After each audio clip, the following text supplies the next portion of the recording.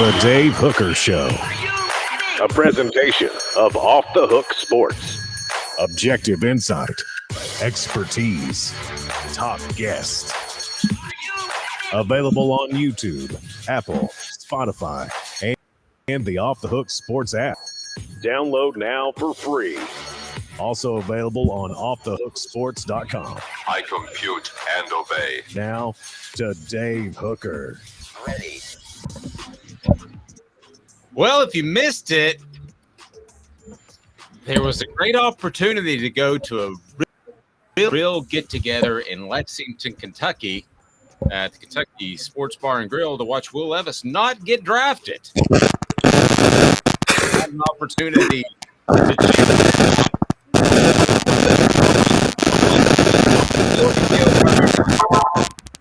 Pretty good. How you doing? Okay, better than Will Levis. Let's get into that, and we've got a lot to get to. It's a Football Friday with Fred. Fred White will join us. That's always awesome as we look forward to that. And also, we'll take a look at Tennessee losing a transfer to Colorado. I told you Deion would come calling, and he has, and it's not the only school that he's going to poach. So Tennessee, in some sense, should feel privileged that they have a third-string defensive tackle that Colorado wants. So we're locked in. Loaded. Let's with Darnell Wright. I'm not going to pat myself on the back right now, Caleb, but I'm going to pat myself on the back right now. I told you, not you, but our listening audience in August that Darnell Wright was the best football player on that team. And I firmly believe that when it's all said and done, even if some balls continue to develop and our top 10 picks in the future, which I believe will happen, that at the end of the day, we'll look back at the 2022 team and we will say to ourselves that Darnell Wright was one of the best players on that team. I believe that firmly. Caleb, am I right or wrong? Absolutely. Totally agree with you. We saw it in real time. Anybody that was watching last year, and it's funny because offensive line is one of the hardest positions to really evaluate when you're watching a college football game in real time because you're always looking downfield. So you have to go back and watch the tape. But it was weird that Alabama game, Darnell Wright was standing out on his own, even though everybody was looking downfield watching Hendon Hooker throw to Jalen Hyatt. I remember watching that game. I'm sure you did too. And do you remember about like halfway through being like, I haven't heard Will Anderson's name yet. I don't know what's going on. And yeah. And you know, it wasn't just from a sacks perspective that we didn't hear his name. I thought that some of the assessment last night of Will Anderson was really poor in some of the broadcasts. I don't call out other media members, so I'm not going to do that, even if they're big national cats that deserve it. But I will tell you this. Will Anderson is great at tackles for a loss against the run. What makes him different from, let's say, Kimdiche, or we could go on, Von Miller, that name came up last night during the broadcast, is he is equally as good against the run as he is against the pass.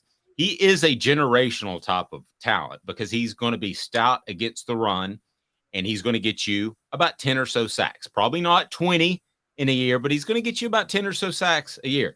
So in that way, he's a generational type player, but not appreciated unless you're kind of a football aficionado.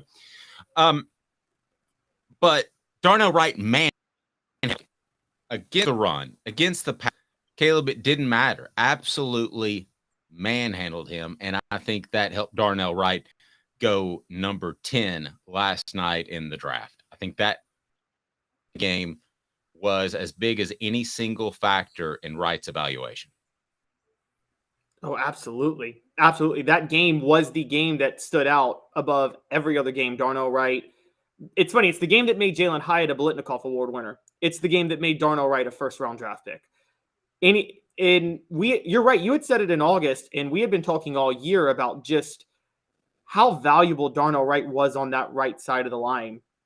And for anybody that questions that, look at Hooker's sack totals. 2 years ago, Hendon Hooker was one of the most sacked quarterbacks in college football when Darnell Wright was playing left tackle and Cade Mays was at right tackle. They moved Darnell Wright to right tackle, and they rotate at left tackle, and Hendon Hooker was so much more protected last year. Now, Dave, I don't know what you think. I don't know if some of that was Hendon Hooker just being much smarter in how he moved in the pocket. I'm sure that had a role to play in it, but I think the line was just better last year, even though Cade Mays wasn't there. And I think that had to do with Darnell Wright. That side of the line, no one was getting to Hooker on that side of the line at all. And I mean, you're right, we're talking generational talent. We have heard questions about his work ethic. I know you've brought that up in the past. There's been stories that he didn't really turn it on until his senior year when he knew he was about to get drafted. But Reggie White didn't turn it on until his senior year when he knew he was about to get drafted. Great comparison. Yeah, and he became a Hall of Famer. I mean, if you watch Reggie White as a junior as opposed to a senior, it's like a totally different player. So it leads us to today's tough question, and it has to do with Darnell Wright, who went number 10. First, before I get to that, what did you think of the fit, Caleb, just in general of where he went at number 10? I think he went to a team that's good for him and that they're going to be invested in him. I feel bad for him because I don't think Justin Fields is ever going to develop into a good quarterback. But I don't think the good thing for Darnell Wright is he's never going to be scapegoated for that. No one's ever going to scapegoat Darnell Wright for Justin Fields not developing. So if Chicago has to find a new quarterback in the future, Darnell Wright's still going to be fine. Yep, that's true. And he may one day sign a monster contract with another team. You know, he's on the 3-year clock, basically. You've got, or do you have 5 years? Do you have 3 or 5 years on your rookie contract? I thought it was 4 years, and then they can pick up the option in the 5th year. Right. So he just has to work hard to get paid through that. Justin Fields may be a distant memory in 2028, to be honest with you. I mean, they could have Joe Milton as their quarterback by then. They could have Nico as their quarterback by then. And Darnell Wright's still going to handle the right side. And the thing about him, too, is if you're in any sort of pinch, you can play him on the left. I love the pick. I told you he was going to go high. I didn't think 10, but I wasn't going to be surprised in the 15 to 20 range. But a huge monster pickup, and it leads us to today's tough question, and that is now. Today's tough question. Take a side. Take a stand. The Dave Hooker Show. A present of Off the Hooks. All right, here we go. Today's tough question. How much does this help the Vols in recruiting? Caleb Calhoun, scale of 1 to 10. How much does this help the Vols in recruiting? This is a 10. I mean, a clear-cut 10. You can't underestimate how big of a deal this is. Not just because Tennessee had a top 10 pick. I think we talked about this yesterday. Tennessee's going to have multiple top 10 picks, top 20 picks under Josh Heupel in the future. An offensive lineman going in the top 10 fully validates what we have said for a long time, which is this is not a gimmicky offense that Josh Heupel runs. It's cutting edge. It's ahead of the curve. It's unique, but it's not a gimmick. And this is proof. The highest pick Josh Heupel has had in 2 years at Tennessee was an offensive lineman. This is by the way, I want to bring this up, guys. In his entire tenure as head coach, Philip Fulmer never had an offensive lineman go in the first round. Not one time. Not one offensive lineman under Fulmer was drafted in the first round. You sent me that stat, and I thought that was insane. I was like, is this Caleb been partying this morning or something? And but it's the first since when? You sent me the it's crazy. Crazy. It's the first since Jawan James of 2014. Those are the only two dating back to 1991. The 91 draft, Anton Davis and Charles McRae went back-to-back. And then Tennessee didn't have another offensive lineman go in the first round for 23 years. And that was during Fulmer, a former offensive lineman, his entire tenure as head coach, never had a first-round offensive lineman drafted in the first round. This is a huge deal. And it's huge because, look, Tennessee's going to get the receivers. They're going to get the quarterbacks. They're going to get the skill players, Dave. You and I know that, right? With Josh Heupel, you're going to get those all over the place. The question became, can they get the high-level offensive linemen to come to Tennessee? Well, Josh Heupel turned Darnell Wright into a top 10 draft pick really in just 1 year. Let's be honest. It was really just this past year that made him a top 10 pick. He wasn't on anybody's radar the year before. And so this is a huge deal, and it's going to be a massive boost for Tennessee football in the future. Yeah, I think it's absolutely monstrous. Today's tough question brought to you by Campbell, Cunningham, Taylor, and Hahn. I'm not wearing glasses, contacts because of my LASIK procedure, and it was awesome, effortless, fantastic. Doctor checked on me the Sunday after a Friday surgery, and man, it just Campbell, Cunningham, Taylor, and Hahn. It's local. They care about you, and they've got everything that you could possibly imagine in terms of vision care, and they can do cataract surgery as well, and they can do your annual vision assessment at their individual clinic. So check them out. Campbell, Cunningham, Taylor, and Hahn. So big show lined up, Football Friday with Fred, as we'll talk football year round. We're not scared to do that. And we change gears a little bit to Hooker not drafted. I'm going to again, I'm going to tell you what I hear from scouts and NFL types. Hendon Hooker was never going to go in the first round. I think Tennessee fans got a little excited he could go in the first round. That was never going to happen. From what I have been told, he won't go in the second round either.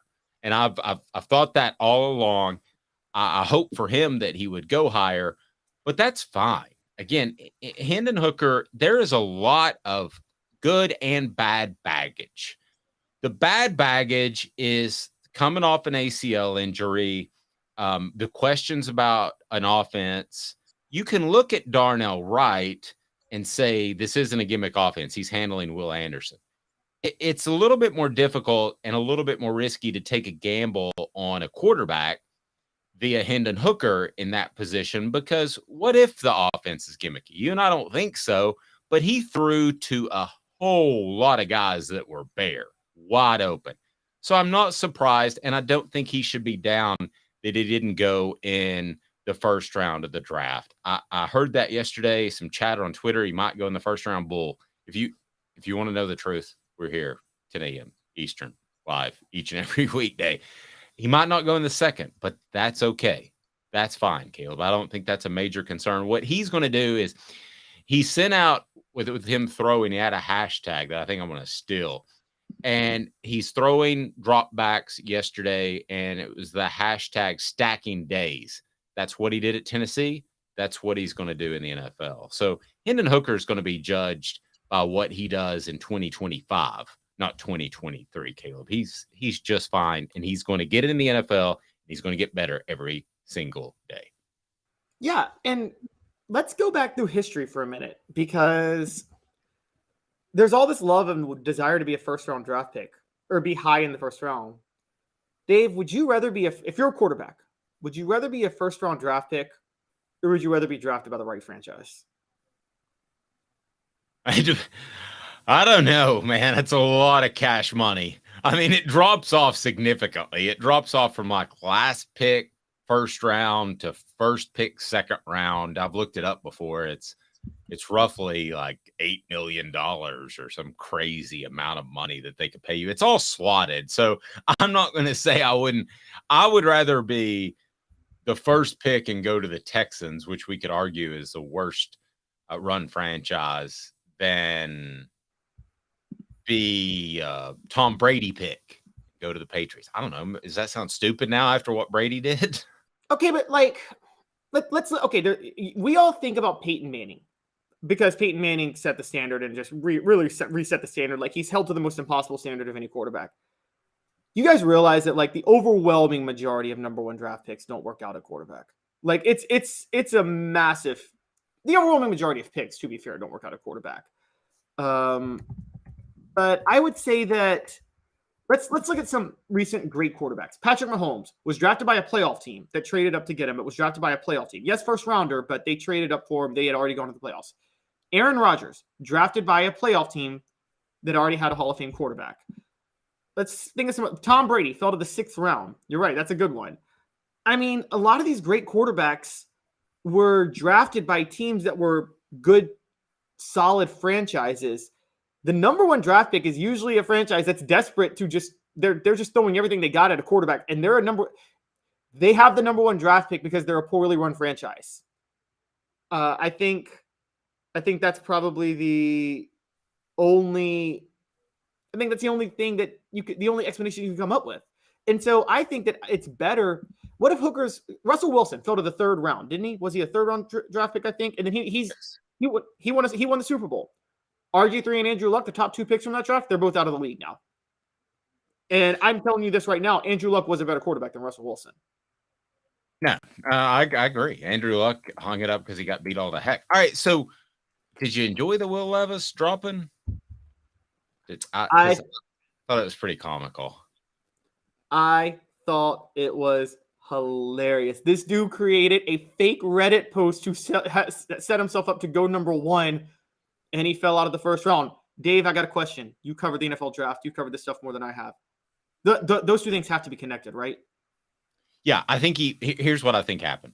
I think that he felt desperation that he was slipping, and he threw that out there, that Reddit post, and that actually hurt him even more. So as far as somebody trading up to get him, I think it reeked of desperation. I think when you come from Kentucky, you need to be Tim Couch, who went number 1. Tim Couch was humble, came in, and you've got Will Levis, who's the exact opposite. Will Levis says, I'm going to show off my cannon of an arm, and he tries to manipulate the media via the Reddit post. That's just not the way to handle things if you're coming from Kentucky and you're a quarterback that came off a bad season, be it because of injuries or not.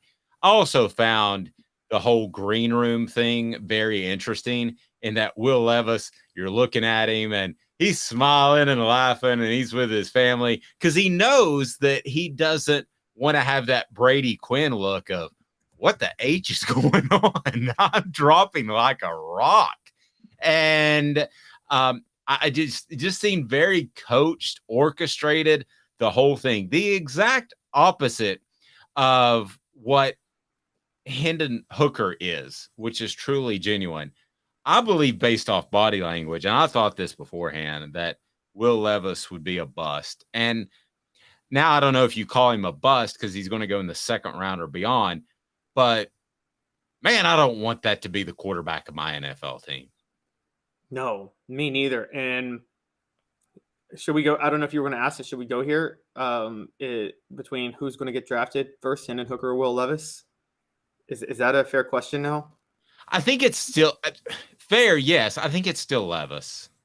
I think it's still Levis. If I'm a team that I'm trying to think of a team that would be maybe a good fit that already had a good quarterback situation, and you can take him in the 2nd round.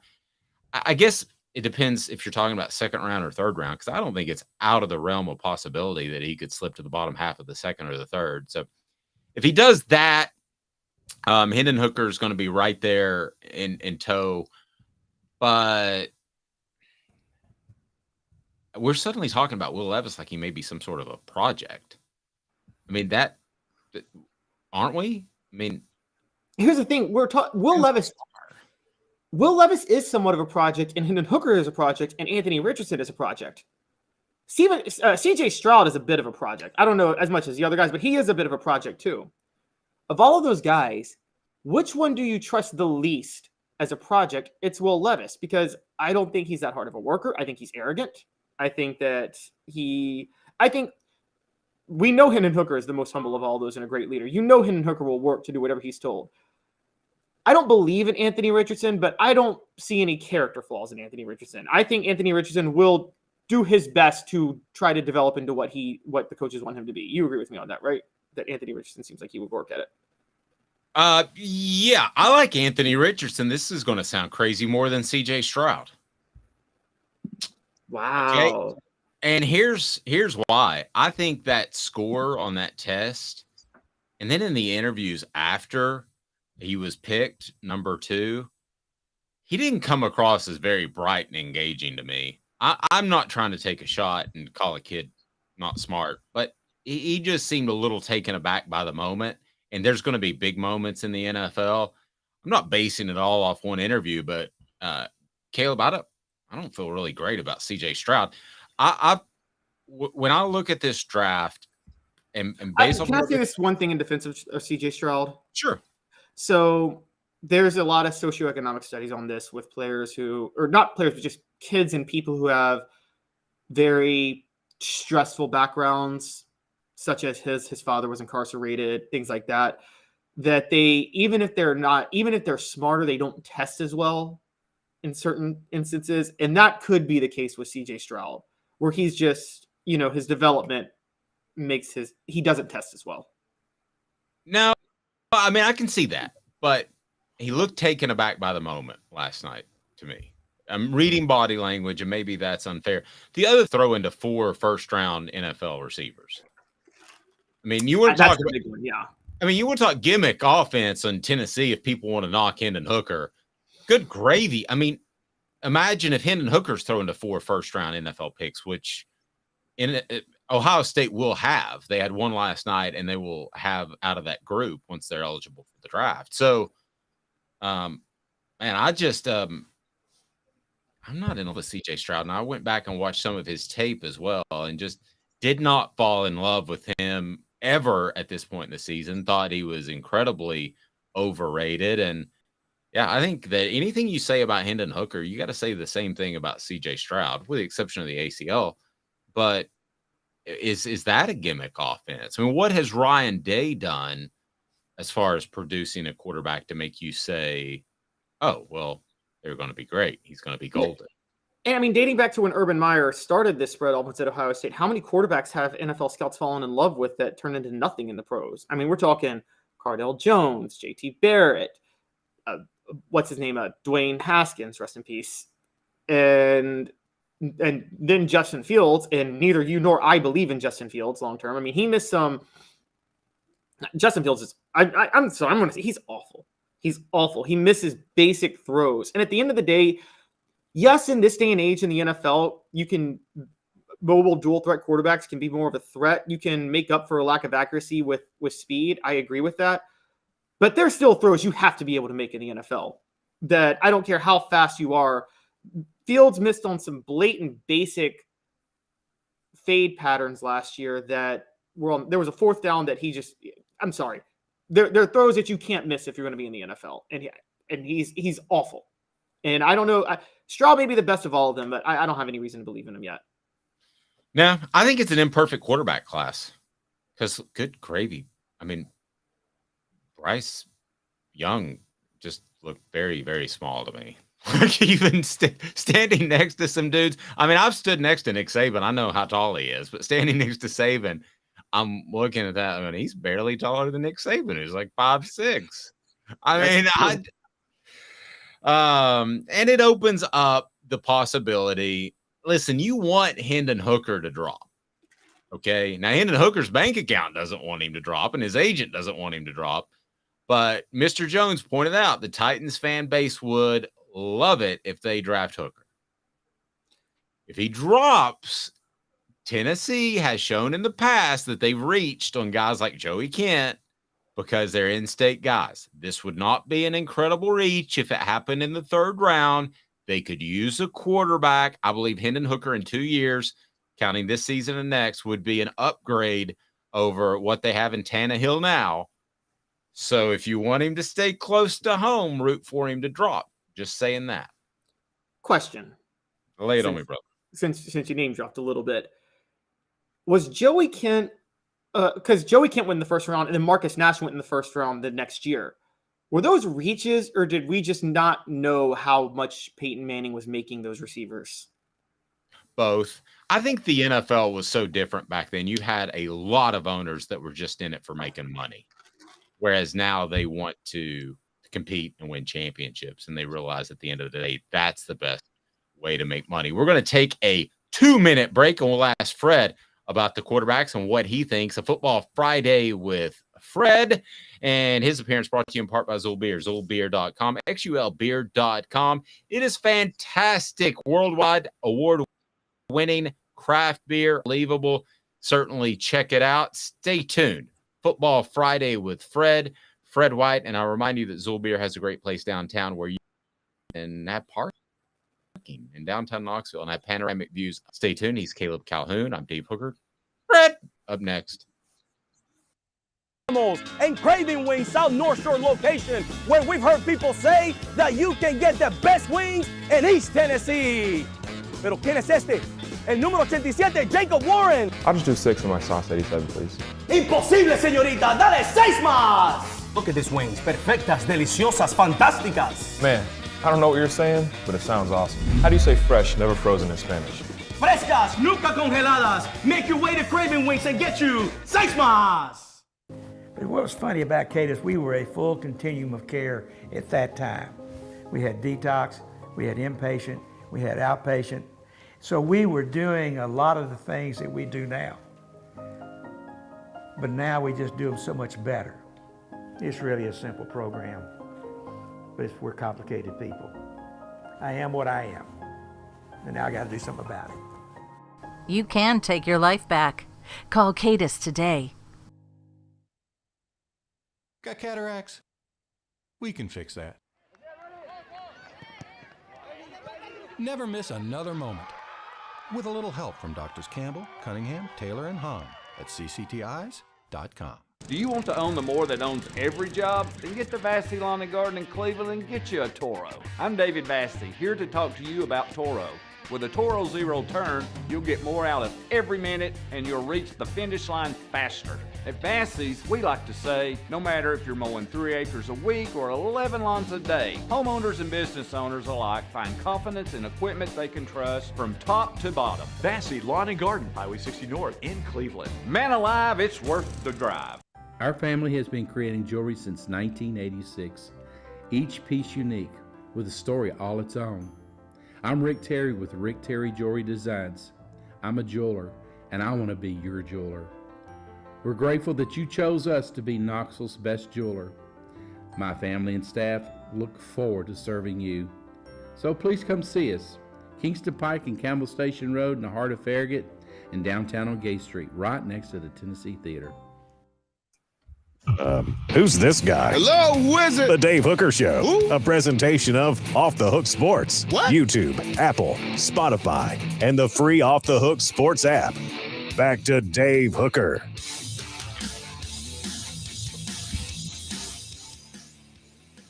Welcome back.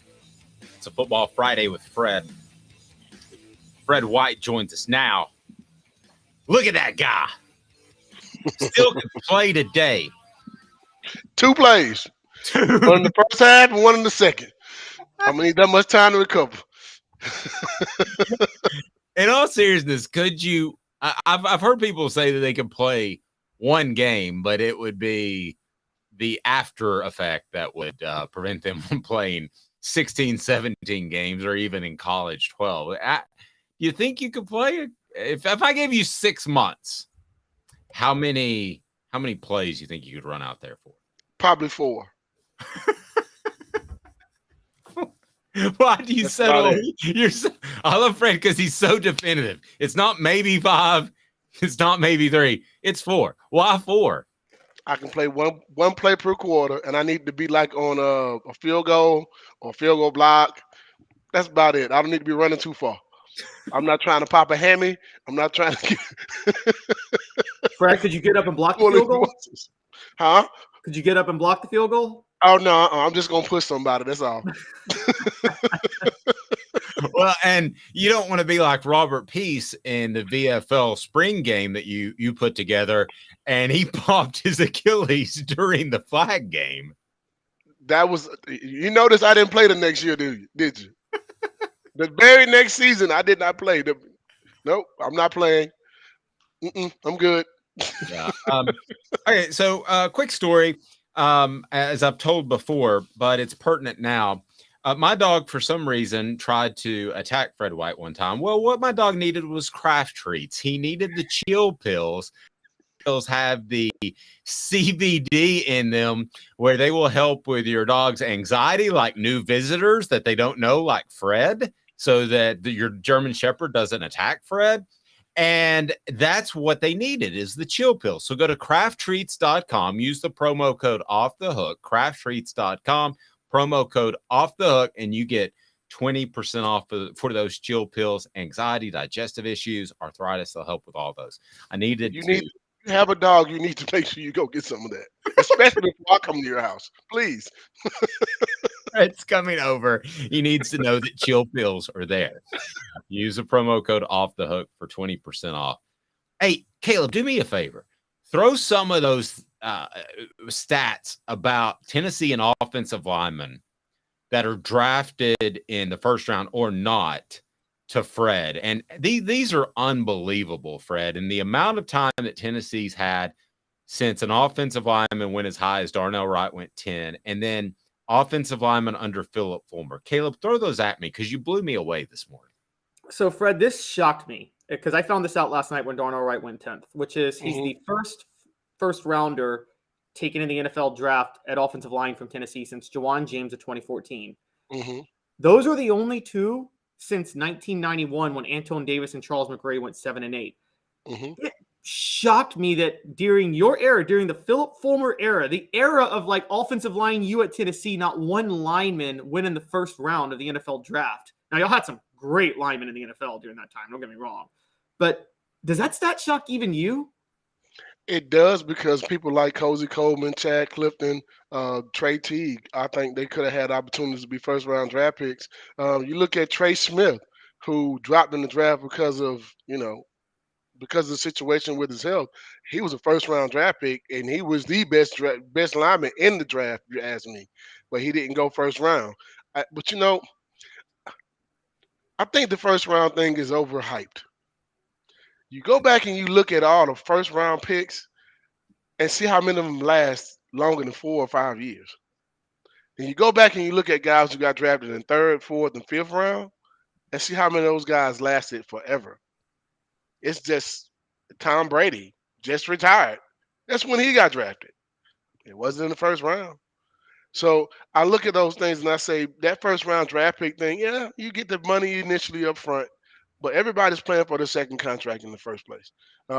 I hate that we haven't had any, but we've had a lot of productive guys get drafted and play a long time in the offensive line. And if you played at UT, you still have that mystique of, hey, man, they always have some good offensive linemen. We always do.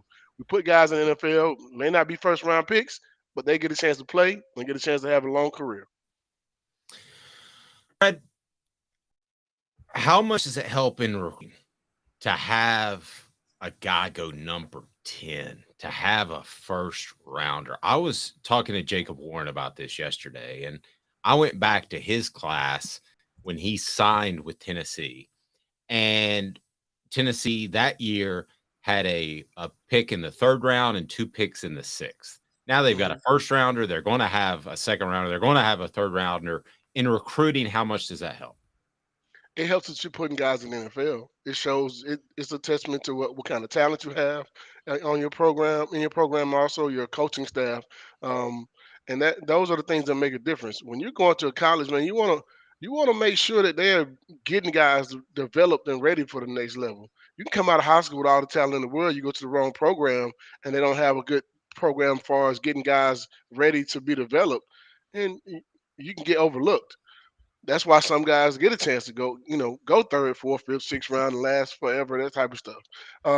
I think as a recruit, that they just had a first-round draft pick. Okay, he was talented, but also he had a good coach. It kind of gives you an opportunity to say, these are the things we're building here at Tennessee, and these are the opportunities you can have if you come to school here. Now, let me ask you one other thing, Fred. Second level of that question, because somebody could sit back and say, an offensive line high, much guys in recruiting. I lost you for a second. You froze on me. Oh, Dave, you there? I think I'm here. Am I here? I'm sorry, Fred. If I still got you, okay. I'm having a little connection issues. Okay. So how much is it? Yeah, Caleb, I think you froze again. Look at his face. Oh man, I usually am the one who gets the bad faces when I forget. I'm gonna make the face like Dave. Oh, no. Guys, we apologize. I don't know what that face says.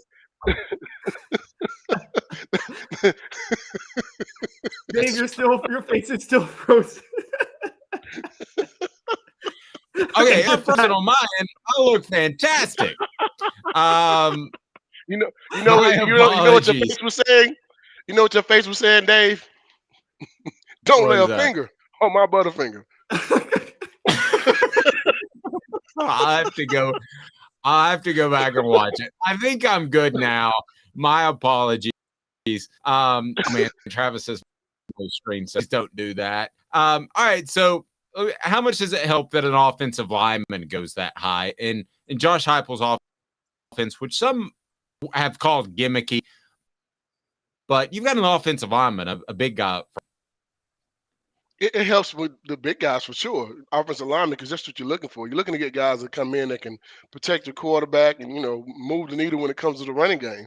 However, I think it's more important when they get to the next level and they actually play good. That's when you have more.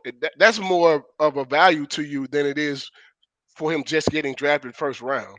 Getting drafted first round, that's great. That's a good thing for recruiting. But when you can show guys that are playing in the NFL and they're actually getting playing time and they're doing a good job, Trey Smith, Alvin Kamara, all these guys that have come out in the last few years that are playing and getting a chance to be on that football field in the NFL, that shows something too. That shows, okay, these guys are getting guys and putting them in the NFL, and they're also being developed enough to be able to get on the field in the NFL.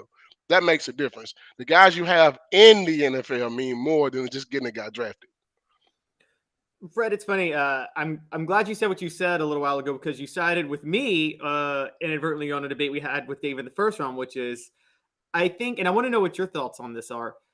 Is it more important to be drafted? I know the bank account's a little bit different depending on the round you go, but would you rather be drafted in the third round by the right franchise or in the first round by the wrong franchise?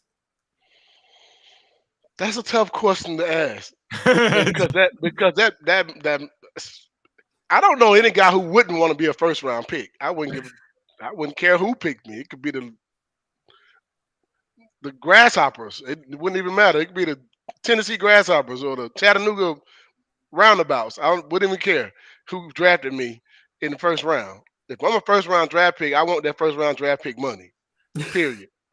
So I mean, I think you're in a better situation sometimes if you get drafted later to the right team and the right scheme and those type of things. You may have a long career. You may have more opportunities to fail as well. But I think I'm gonna take the first round pick regardless.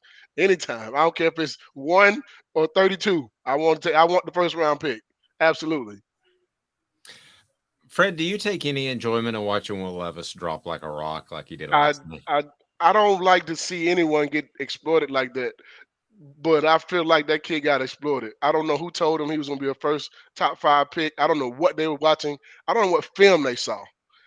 If you're looking at quarterbacks and the quarterbacks that went in the top 5, right? Those guys, you can go back and watch a game that says that guy was the reason why they won the game, or that guy was the reason why they looked so good in this game. I can't find a game where Will Levis is the guy he's the reason why they won the game. I feel like the team was better because they had 2 good running backs, 2 hard-nosed running backs that kept the clock running, and you could do play action passes and those type of things. I've never seen Will Levis go out and win a game by himself, or I've never seen him have the things that Hendon Hooker has done. And if you're going to draft between those 2, I'm taking Hendon Hooker 10 times out of 10 over Will Levis. So I'm trying to figure out why is he such the guy that everybody's looking like, oh, well, he dropped. I thought it was a 3rd or 4th round draft pick in the first place, not a first rounder. I agree. Caleb, do me a favor, because I'm afraid to Google anything on my end. Who is Will Levis's agent? Because, Fred, I want to ask you this. I wonder if an agent can manipulate some of these things by selling him, say, I'll make you a first rounder, and then the Reddit post where supposedly he was going to be the number 1 pick. Can agents get involved and mess up guys on draft night? I don't know, possibly, but if a person like Mel Kiper Jr., I'm having to say, hey man, he's been wrong so much, it's ridiculous. I mean, but I feel like he's on somebody's payroll. Somebody's agent is paying the crap out of him to hype some guys up who stink. Period. So I mean, that's how I look at it. If you're asking me if I'm that analyst, I'm telling y'all, if you draft this kid, if you expect him to be the day one starter or start in his first 2 years, you won't have a good team. Plain and simple. He didn't do well. Like he didn't do great at Kentucky. Come on, man. Can he make all the throws? Yes, he can make all the throws. Is he an athlete? Yeah, he is an athlete. I don't even know if I would have drafted Richardson from Florida that high. He hasn't played enough football. Mitchell Trubisky was the guy that comes into mind when you talk about Richardson. Mm-hmm. He had about the same amount of starts, and he's been a journeyman in the NFL ever since. So if you expect for a guy who hasn't played that much football at the quarterback position, I don't care how much talent he has, why would you draft the guy just on talent alone? Because the game is more than just talent. If you got to understand defenses, read schemes and coverages, understand when the linebackers dropping, understand when they're blitzing. He don't understand any of that stuff. Most of those plays he made was because of his athletic ability. I'll give him that. I'll give him that every day, all day. But he wasn't a Lamar Jackson. Lamar Jackson started for more than one season. He also had an offensive coordinator, offensive coach who understood the game in different ways. Now, Lamar's won an MVP already, but he stayed hurt ever since because you got to understand the game in a different way. And just for the record, it's Creative Artist Agency is his agent. CAA. Who's that?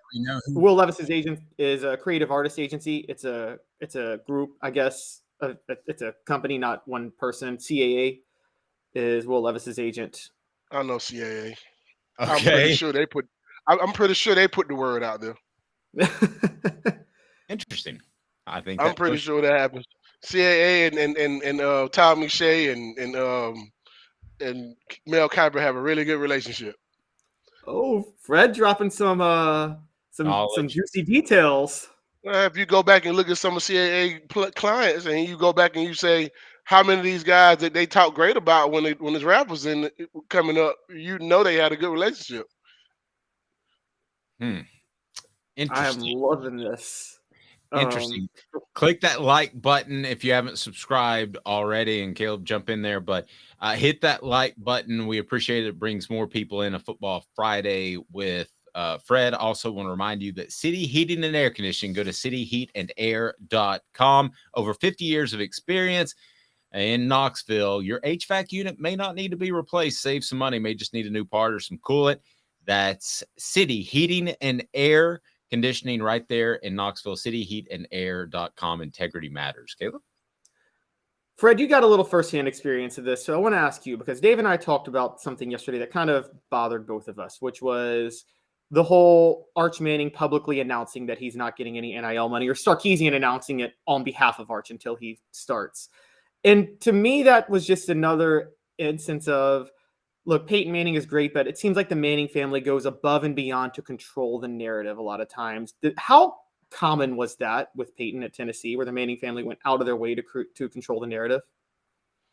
I don't know if that was the case with Peyton. I mean, Peyton had money before he got here. He grew up with it. So, they know it. I mean, it wasn't really I don't know if they tried to control the narrative as much in college as it may have did in the NFL, maybe, or the draft. That's different. In college, that wasn't the case. I mean, we didn't know whether Peyton was coming back to school or not until he actually announced it. He didn't tell anybody. No one knew. And it wasn't a play up. We thought if he left that year, he would have been the first player picked in the draft anyway, as a junior. So him coming back, all we thought at that point was, man, we can win national championship for sure. So controlling the narrative, I think more so it's a control my nephew and my grandson more so than anything. Don't get the big head. You may be a Manning, but you're not gonna have it given to you, and they're not gonna give it to you just because your last name is Manning and your first name is Arch. You named after me. I'm happy with what Archie Manning has told his grandchild. You don't get $1 until you start, because it's an earned thing. Everybody wants everything right now. For instance, we have a quarterback. I'm happy that we have a quarterback, but he may not start. Is it feasible to continue to pay that for a player if they're not starting? I understand we got to pay these guys when they're coming straight out of high school now. Some kids are getting paid while they're in high school from NIL deals. What does that do to the game? What does that do to the player? as well. At 18 years old, you couldn't give me $1 million. Really? I'm sorry. You couldn't. I'm glad I didn't get $1 million at 18 years old. I'm very happy about that. I might not be alive right now. Seriously. Yeah, I was wild as a buck till I was like 22. So I don't know that I could take in $1 million at 22. Right? Yeah. But for the Arch Manning situation, you got a starting quarterback on that team already. Beat him out. Then you get all the money you deserve. Until then, wait your turn. Okay, but let me ask you this. I'm going to play devil's advocate a little bit, Fred. What about the young man who may not have as good of a background financially as the Mannings do? Mm-hmm. I mean, what about that kid? He's worked himself into a 5-star prospect. Everybody's situation is different. Okay. In this situation, it's the right situation to put him in. Why does he need the money? He already What has about? it. I don't mind him not taking the money, but I guess my issue was Steve Sarkisian publicizing it. I mean, do you think maybe that could have just stayed quiet, or do you think this is a good example to set? I think it's a good example to show the character of his player and his family, saying that, you know what, he's not going to get this money because if you're paying him that money and he's not on the football field, that's money you could be giving to guys who are actually playing. It's a fair point. Fair point. I love Fred because he always brings a different perspective and a player's perspective. That's why we love visiting with Fred. The other part of that is they're going to respect him more too.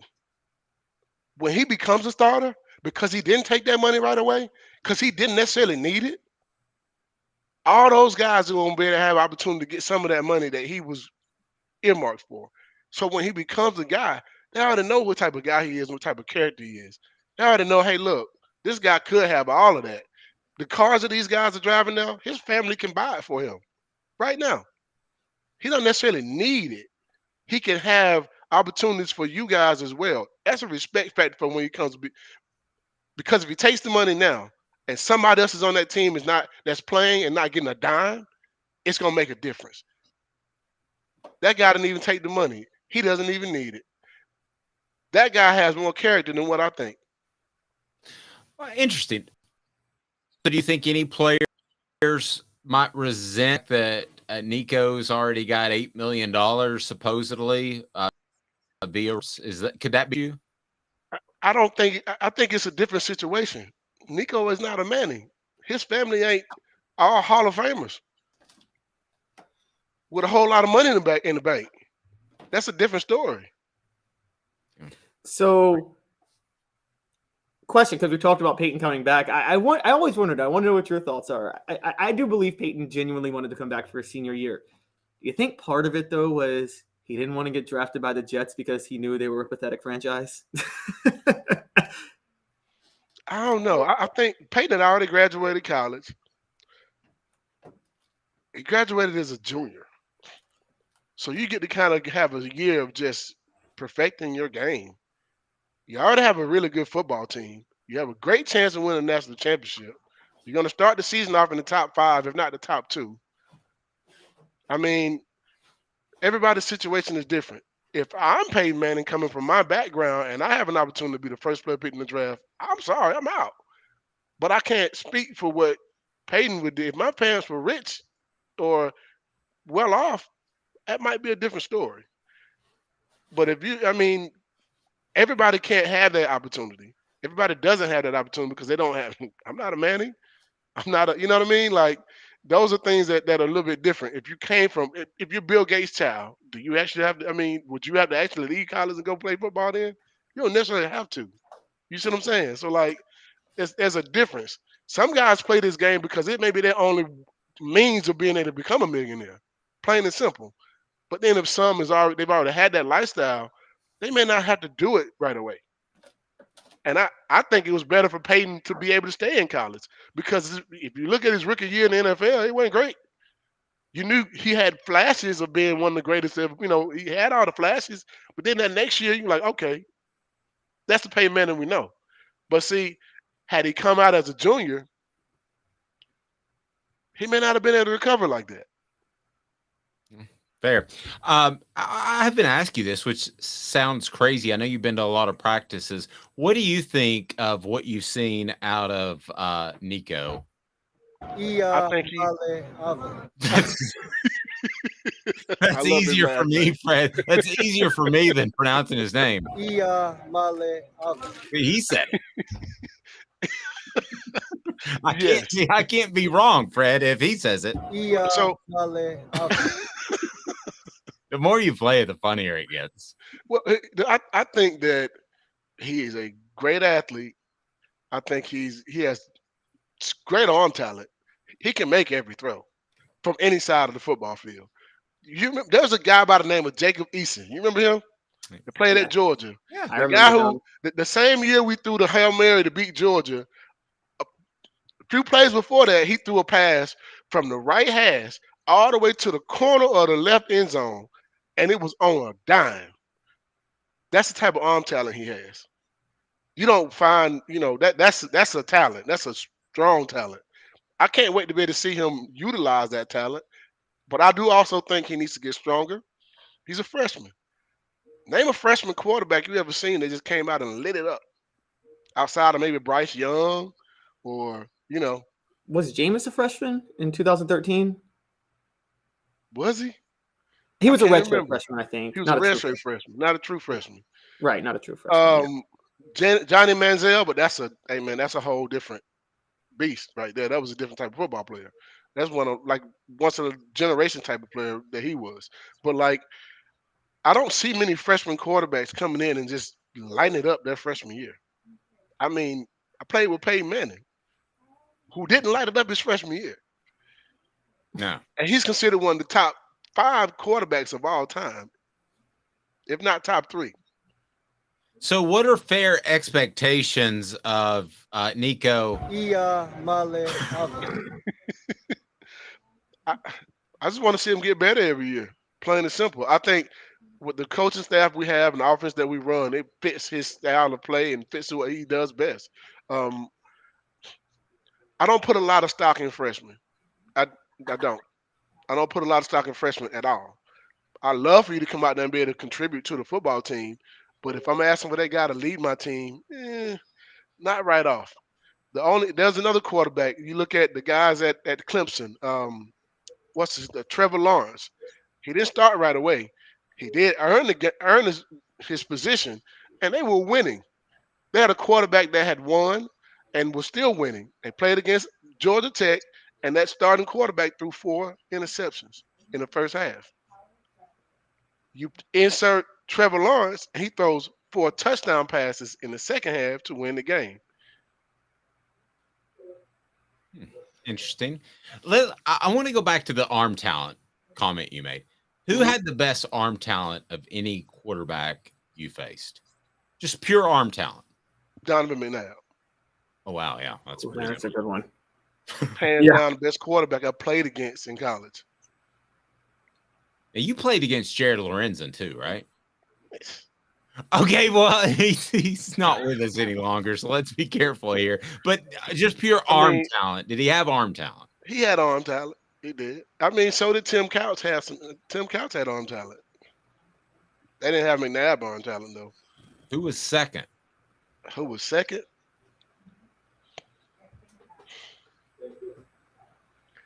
Probably Cade McNown, maybe. Okay. Now, Cade McNown was pretty good. Just in terms of arm talent, who impressed you more? Peyton in practice, Donovan McNabb in Syracuse in 1998. Man, that's a tough question because I like to throw heat. Yeah, that's a heat question right there for sure. I'm gonna go with arm talent. I'm gonna go with Donovan McNabb. He had a stronger arm. He had a bigger arm, meaning like he could launch that thing from anywhere. And he's doing all that while he's also jumping over a guy, sidestepping somebody, and then throwing it downfield like that. It was a different type of arm talent. To be able to do all those things and still be accurate with your passes shows your arm talent. Yeah. Fred, it's funny. I've always given you guys props. The biggest props I give your 98 team, the national title team, is you're breaking in a new quarterback, and your first 2 games are at Donovan McNabb and then at home against Florida. That's a lot to overcome to win a national title. And especially we did not respect Syracuse before we started that game. It's a Big East team, right? Man, they can't do that against us. After that first half, we were on the sideline sucking wind, and we're like, he's pretty good. Well, it's because the Carrier Dome, which is named after an HVAC company, didn't have AC. Of all the places in the world that don't have AC, you the Carrier Dome. You mean to tell me you don't put 1 AC unit in there? One. Just it could have been a window unit, anything. Dude, hey man, it was so doggone hot in there, it was ridiculous. And it was steamy. When I say humid as crap in a dome, I would have rather played in Knoxville in the middle of July on the top of a mountain when the sun is beaming down at 180 degrees. I'm sorry. But that was ridiculous. How do you not? You sure they didn't do that on purpose? They probably did. Like that time the Spurs, remember the Spurs turned out the AC in the finals? I don't remember a guy on the team that didn't get an IV. Like, I remember, you can go back and watch the game. I watched it with Terry Fair not too long ago. You can go back and watch that game, and I called a timeout. And Coach Chavis, I know he was pissed. I know he was mad. Coach Ford was like, what are you doing? I looked down, and no disrespect to my teammates, but they were young at this time, and I knew I needed some dogs in there. I got Ed Butler, Ed Kendrick, at D tackle. And I'm thinking, oh no, but the running back will have a running start to get to me. There's not, I'm calling timeout now, immediately. I'm watching Billy Ratliff, Don Walker, and Sean Ellis on the side. I'm looking at them on the sideline. I called a timeout. I was like, hey man, coach, we're not doing this.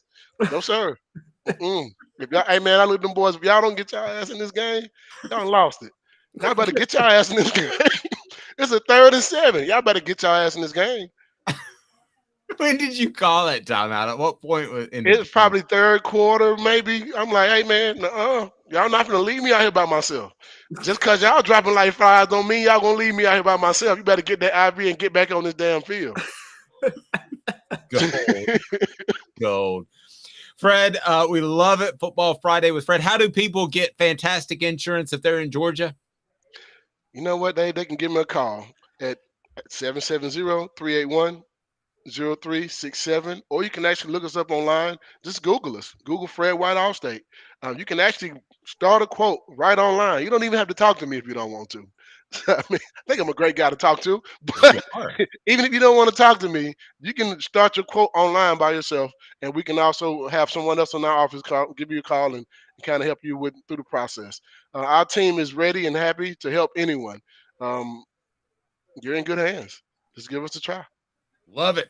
Fred White, have a blessed weekend. We will talk to you soon. Football Friday with Fred is my favorite part of the week. Thanks, man. Thank you, guys. Go Vols. There we go. How strong was that? Fred White.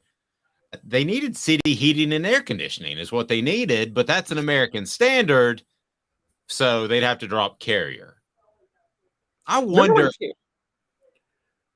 Remember when Carrier was shipping, closing down its plant in Indiana and moving to Mexico, and then they got a bunch of money to stay, and they did this press conference on how we're staying in America because we got this giant tax cut. And then 6 months later, they moved to Mexico anyway.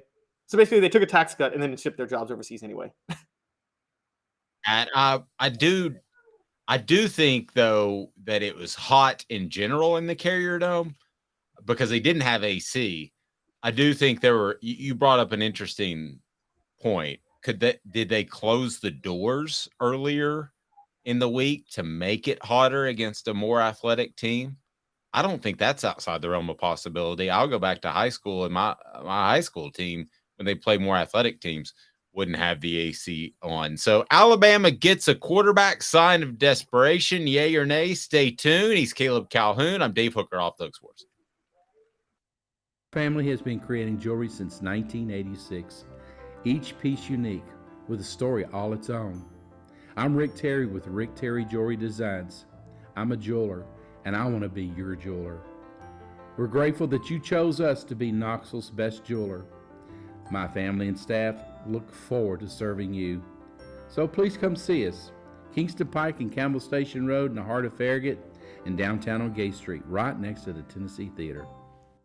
Hi, Mike Davis here with City Heating and Air, reminding you to always dare to compare. Our team provides quality local heating and air service, installation, and maintenance across East Tennessee. We use only the best equipment like American Standard heating and air conditioning for your residential, new construction, or commercial needs.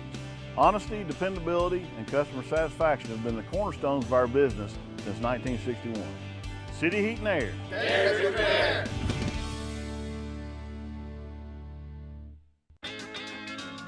Craven Wings has the cleanest, healthiest wings in town. We pride ourselves on our slogan, always fresh, never frozen. Come try us and discover the difference yourself. New location now open at the markets at Choto. With all that sun, sand, and salt water, the beach is a very relaxing place. Unless you wear contacts. Ow! Open your eyes to the best the beach has to offer with LASIK vision correction from Campbell Cunningham Laser Center. Do you want to own the more that owns every job? Then get to Vassy Lawn and Garden in Cleveland and get you a Toro. I'm David Vassy, here to talk to you about Toro. With a Toro Zero Turn, you'll get more out of every minute and you'll reach the finish line faster. At Vassy's, we like to say, no matter if you're mowing 3 acres a week or 11 lawns a day, homeowners and business owners alike find confidence in equipment they can trust from top to bottom. Vassy Lawn and Garden, Highway 60 North in Cleveland. Man alive, it's worth the drive.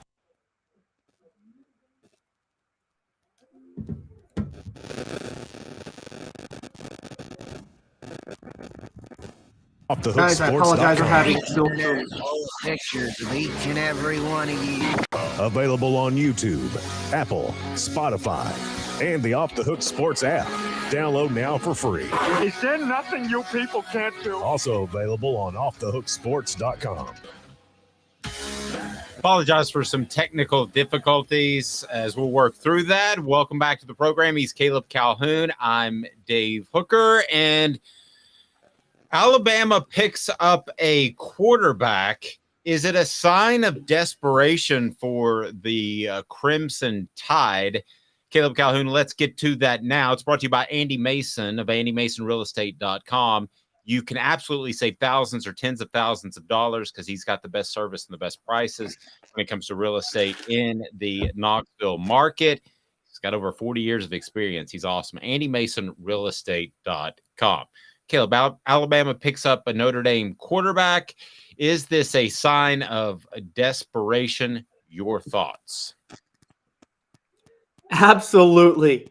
And every rival should be laughing at Nick Saban in Alabama right now. This is a hilarious, pathetic sign of desperation for the what should be the greatest dynasty in college football. Let's unpack this, guys. Let's unpack all of this. And I got a column on this on Off the Hook Sports right now if you want to look it up. Alabama just took Notre Dame transfer Tyler Buckner.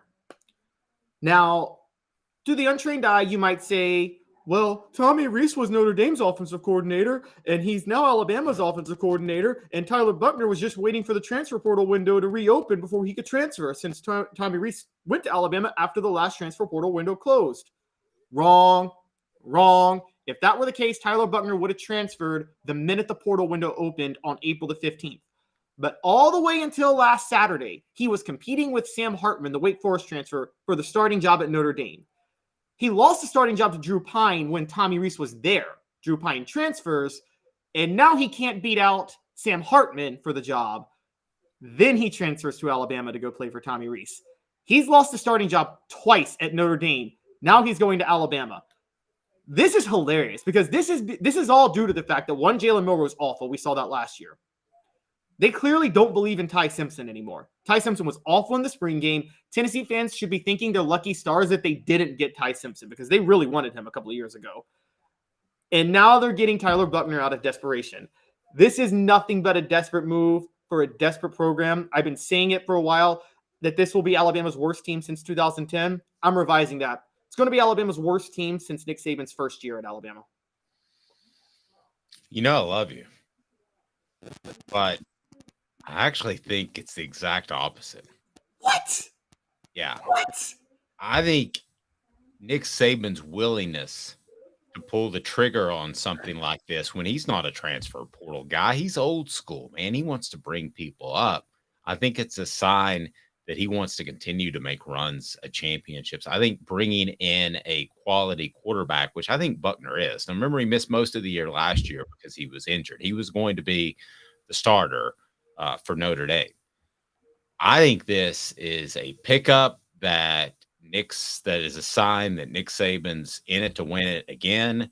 And if he's willing to play the transfer portal game, very selective like he did with Jahmyr Gibbs, and that worked out at running back, this is scary for the rest of the SEC, picking this guy up. I'm telling you, because they had nothing at quarterback from what I've been told in Simpson and Milroe, from my source in Alabama. Nothing. Now they have something. I think it's scary. I think he's playing the game. I'm the exact opposite on that. He's playing the transfer portal game. Nick Saban's playing the transfer portal game, Caleb. That was never going to happen. Okay. Is Nick Saban trying to make a run at a championship with this move? Yes, because he's always trying to make runs at championships. And I don't think the Alabama dynasty is dead. I said for a while, they'll be back. It just won't be this year. But no, you're wrong about Tyler Buckner. You're forgetting this. Tyler Buckner has played in 13 games, mostly mop-up duty, but he did play some significant time early this past year. He's got 6 touchdowns and 8 interceptions for his career. I'm sorry. He averaged under 8 yards an attempt last year. But you're talking about Buckner like he's just a throwaway. He is a throwaway. I don't think so. I think he wanted to see what happened with Hartman in the spring. It would have been dumb for him to enter the transfer portal and somehow lose his scholarship or go somewhere, and Hartman's a dud, which I didn't think was going to happen, and I thought Tennessee should have considered making a run at. But listen, the Buckner thing, to go out and get him and go against what you naturally believe as a coach, is a sign of a guy that continues to reinvent himself. And you want to say Alabama's slipping and going down this terrible path of mediocrity, and it's going to happen this year. But there's still an awful lot of talented players on that football team, some of which we don't even know their names yet because they come up through the ranks and they develop. And the willingness to go get Buckner tells me that Nick Saban is going to play the game that he doesn't really like nowadays. I think it's the exact opposite. I think this is Nick Saban has 4 or 5 good years left. Travis says it's a sign of desperation. Agrees with you. Rebecca is all over me. What, Dave? Come on. He goes out there and starts, guys. If Nick you guys would have said the same thing to me when I said Nick Saban is going. Don't roll your eyes. When Nick Saban is going to install. Everybody said Lane Kiffin was a desperation move to keep up with the pace of play and the evolution of college football. That wasn't a desperation move. Listen, if you want me to bet on somebody, I'm going to bet on Nick Saban's ahead of the game. Wait.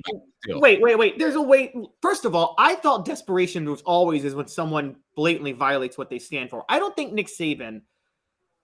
Yes, he tried to slow the game down and then went and got Lane Kiffin. But I don't think Nick Saban ever had this principle of, I'm never going to do this. I think this was the style. There was a style he liked. But when Nick Saban got Lane Kiffin, I thought, oh my gosh, Nick Saban's been winning with defense, and now he's going to bring in an offensive genius, and Alabama's going to be even more of a threat. That's what I thought when he got Lane Kiffin. When he got he didn't take Tyler Buckner's not the Lane Kiffin of quarterbacks. Okay, we're not talking about okay, I mean, we're not. Lane Kiffin was a well-established, valued offensive mind when Nick Saban brought him on board. Had coached a Heisman winner in the past. Tyler Buckner has played 13 games, has 6 touchdowns, 8 interceptions, averaged less than 8 yards an attempt last year. That's who we're talking about here. JL, I love you too, man.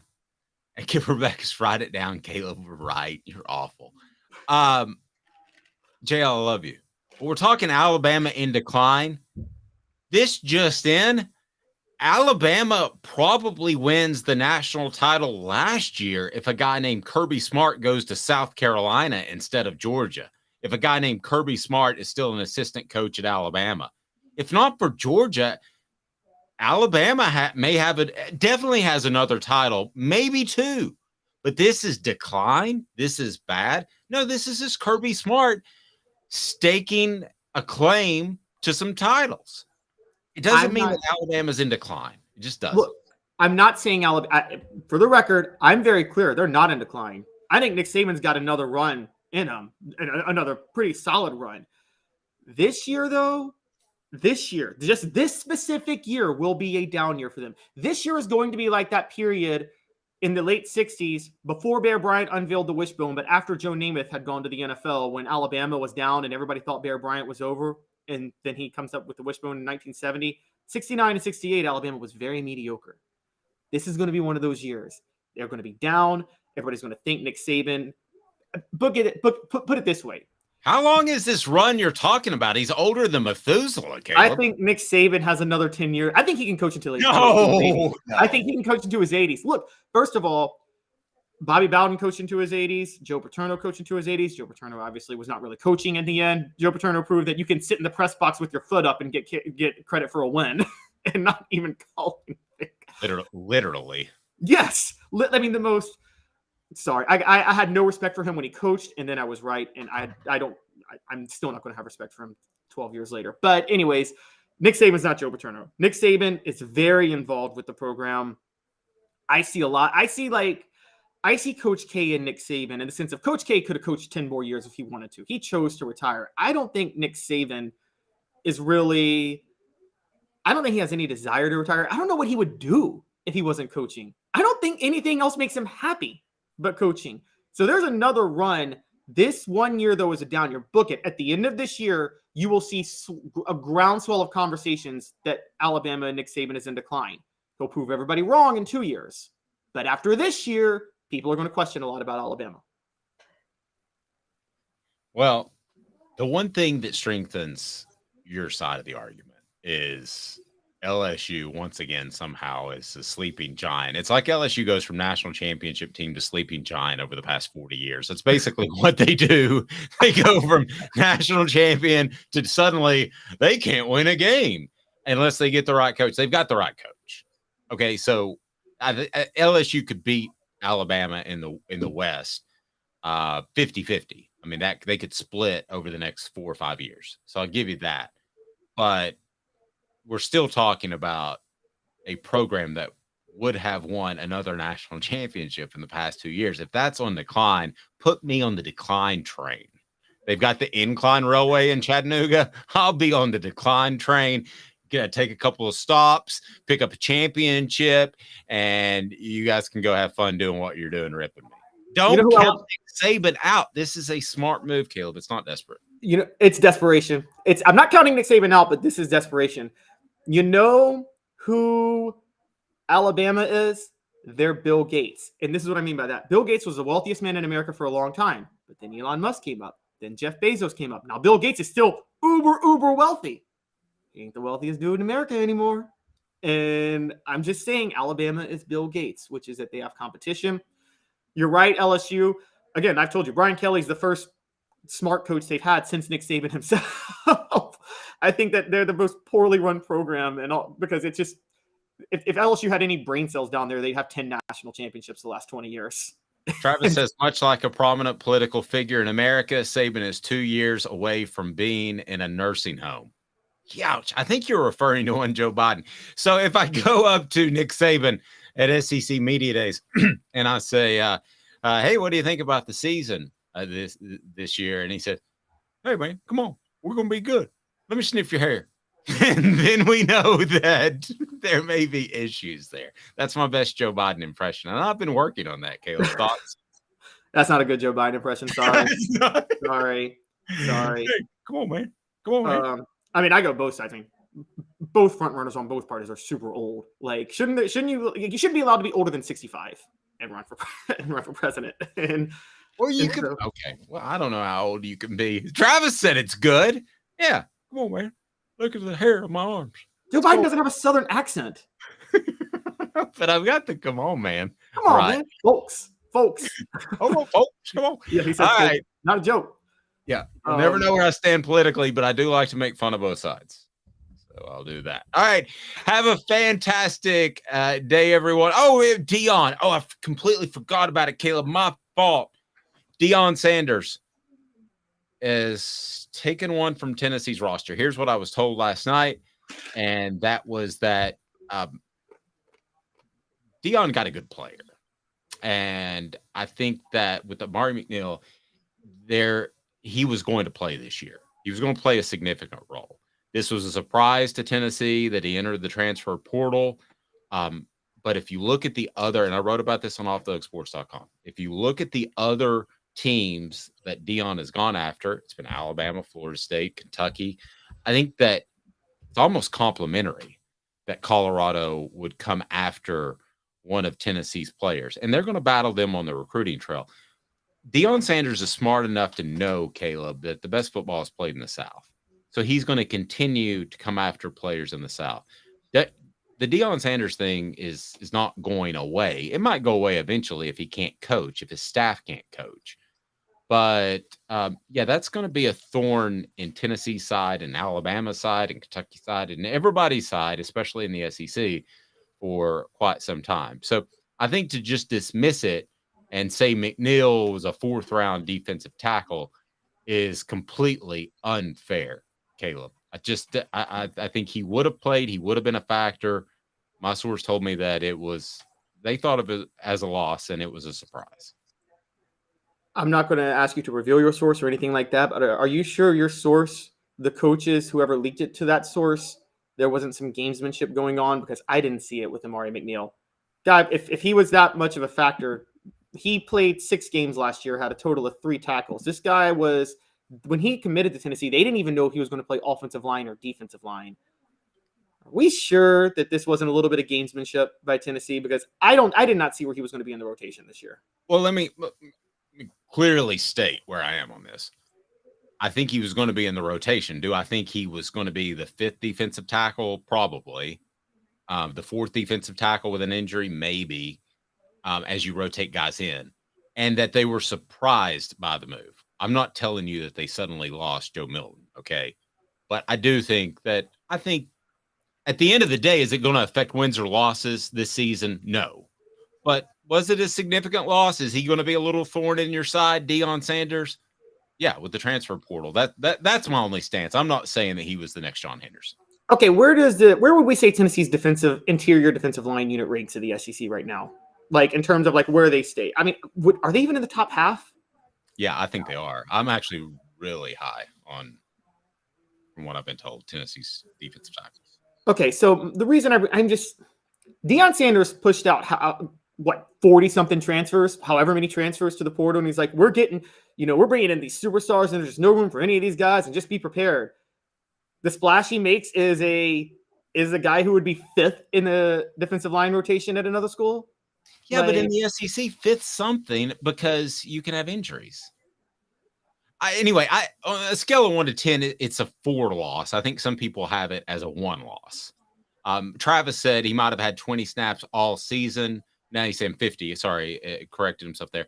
I think they gave him the advice to go. That's the one thing I want to address is, as a Tennessee fan, you should look at this. They did not give him the advice to go, from what I was told. They wanted him as depth. The point is that I'm trying to make, and maybe not doing a great job of it, Deion Sanders is going to rob teams of depth, and Tennessee is one of them. And this was a loss that, at the end of the day, if you ask Josh Heupel, would you rather have him or not? He would rather have him. Well, isn't that partially, like, we talk about this all the time, defensive line and offensive line, you're never going to push anybody out at those 3 positions because you want as much depth as possible, no matter what. Like, just bodies matters, doesn't it? No, that's very true. Having a guy that's willing to do that is something. I tell you who's willing to help you out and save you a ton of money is Vassy Lawn and Garden. Man alive, it's worth the drive. Industrial, commercial mowers, residential, they've got it all. Go to Vassy.com to learn more. Vassy Lawn and Garden. Man alive, it's worth the drive. Have a fantastic weekend, everyone. Check us out. We'll have Jacob and Cooper up this weekend.